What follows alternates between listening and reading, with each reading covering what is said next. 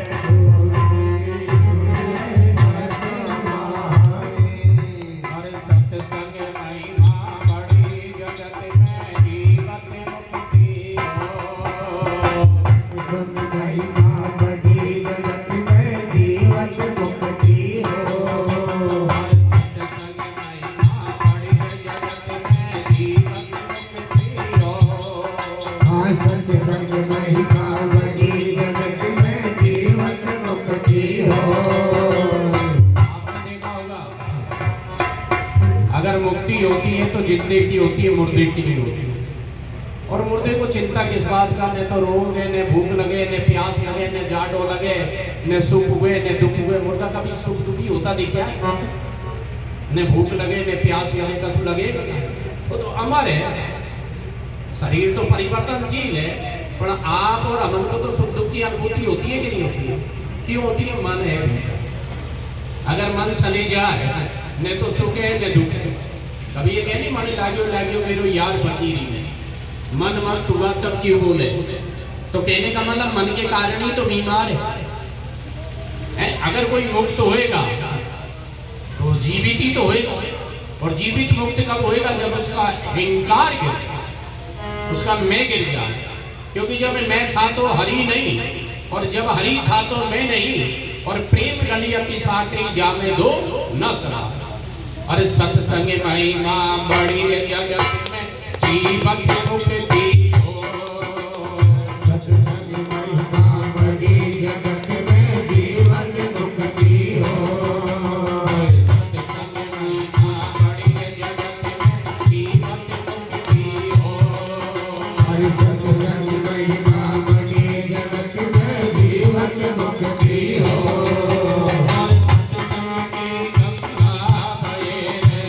सत्संग की गंगा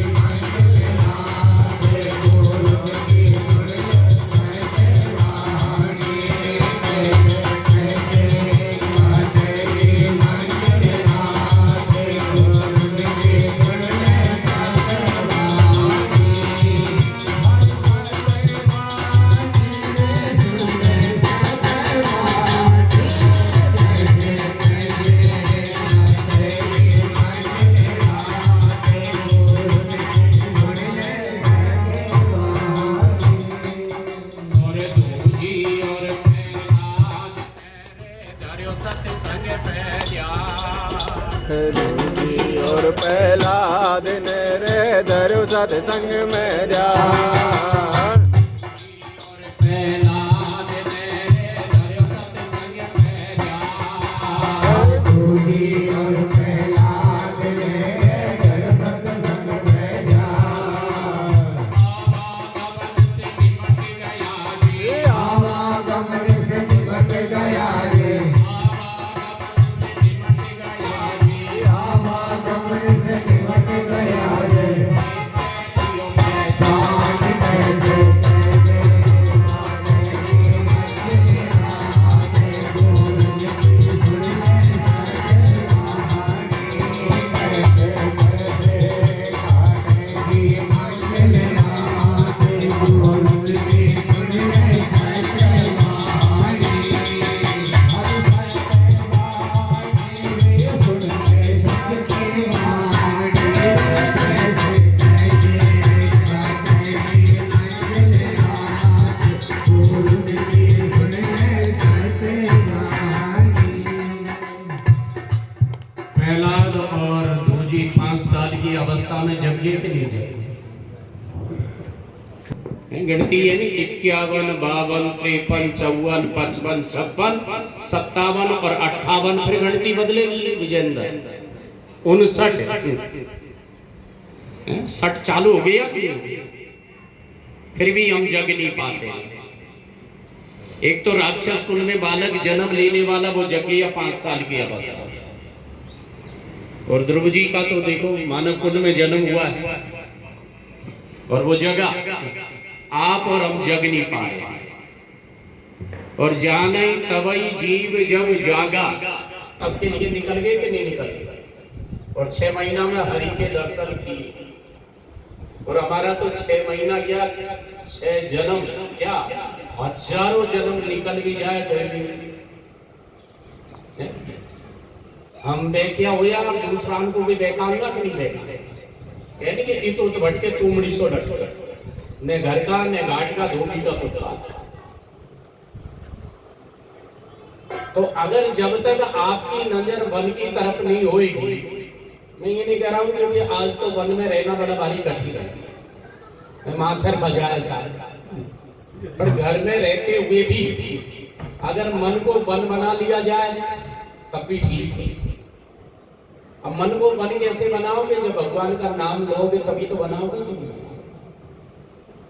इसलिए मौका मिला है, जानवर बन के आप मन को वन नहीं बना पाओगे, मानव बन के आप मन को वन बना सकते हैं। और देखते हैं कि आप इतिहास में प्रहलाद जी और ध्रुव बंधन से मुक्त होके कहते हैं कि प्रहलाद जैसा मित्र, प्रहलाद जैसा मित्र, ऋषभ देव जैसा पिता नहीं है। प्रहलाद ने अपने सारे मित्रों की सदगति करी है कि नहीं करी? और ऋषभ देव ऐसा बाप हुआ है जिसने कहा कि बेटे ये जो मानव जीवन मिला नहीं ये वजन के लिए, पर आप बेटा बेटी को क्या शिक्षा देते? मात पिता बालकन बुलावई और उदर भरे सो धर्म सिखा। सबन के मन में जो भी रह गया कि नहीं? ये छोटे छोटे बच्चे आपने देखे होंगे गधे की तरह पीछे थैला लटका के जा रहे हैं कि नहीं जा रहे? इनका जीवन नरक हो गया बेचारा। और शायद धंधा मिल भी जाए या नहीं मिल भी जाए, पर एक नरक जी रहे कि नहीं जी रहे? वो जीवन पहले आपने भी जिया होगा। मिट्टी में बच्चा खेलता था, रोता था, उड़ता था, चलता था, हंसता था, अपने आनंद में डूबा रहता था। आज बालक का जो बाल पनाने वो गायब हो गया। पढ़ो पढ़ो पढ़ो पढ़ो पढ़ो और पढ़ के क्या है फिर डिप्रेशन में जाएंगे, फिर मोबाइल में गेम चल गया कि नहीं चल गया? गुआर के खेत में जब जाके आप खड़े रहोगे तो खुजली चलेगी कि नहीं चलेगी? बेटा बेटी पढ़ लिख खाना बहुत सुंदर बात है। अगर बेटा बेटियों में संस्कार नहीं दिए तो बाप को और परिवार को रोना पड़ेगा बैठ बैठ बैठ। इसलिए सबसे बड़ा धन है बेटा बेटियों को पढ़ाओ, अच्छे अधिकारी बनाओ। पर जब माता पिता की वो सेवा नहीं कर पाए, जिस माँ ने जन्म दिया है अब उसकी तरफ अगर बेटा आंख दिखाने लग जाए तो वो बेटा किसका आंख है? समय बदल गया।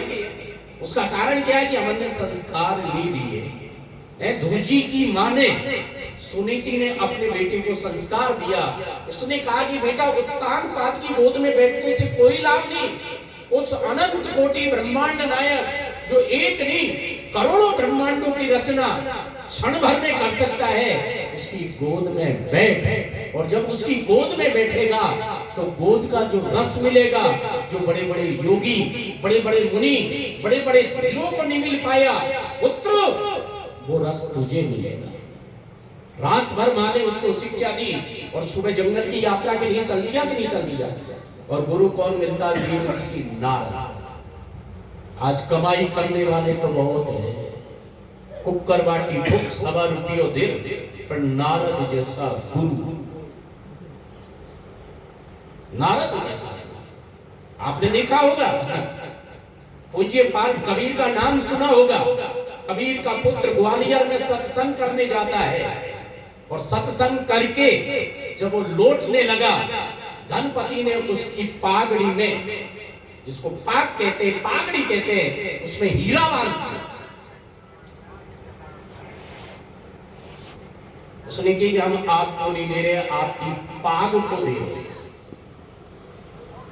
फिर भी हीरा तो ले ही लिया।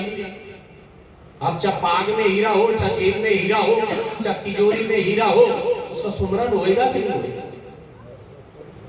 ये तो बचना चाहते हैं हम जनक के उदाहरण देके या विवेकानंद का उदाहरण देके, क्योंकि भैंस तो खावड़ा में ही लोगे। पर जैसे ही कबीर का पुत्र कमा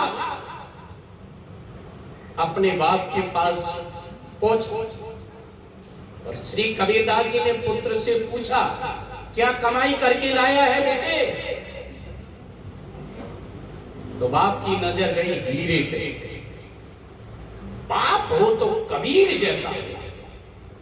आज लोगों ने बड़े बड़े मठ मंदिरों का निर्माण कर लिया, पर कबीर अपने पुत्र से क्या कहता कि बूढ़ो वंश कबीर को तो उपजो पूते कमार, भक्ति छाड़ के ले आयो घर माल। अब इन जगत गुरुओं से, जो मठों के मालिकों से प्रसन्न, कबीर को धन लायक नहीं था, फकीरी लायक थी कि नहीं थी। पर आज जब दुनिया पे आपकी नजर जाएगी, सबन की नजर ही पे है कि नहीं? पैसा का है दही देवता, पैसा का है पंडा, और बिन पैसा कोई बातन करे पड़े पेट पे दंड। तो बाप हो तो कबीर जैसा बाप, बूढ़ो वंश कबीर। आज मेरा वंश डूब, और क्यों डूबा? क्योंकि बेटे ने कमाई किसकी करी? धन की। भक्ति की कमाई को छोड़ के धन लाया कि नहीं लाया? ये है बाप। तो बाप हो तो कबीर जैसा, मित्र हो तो प्रहलाद जैसा,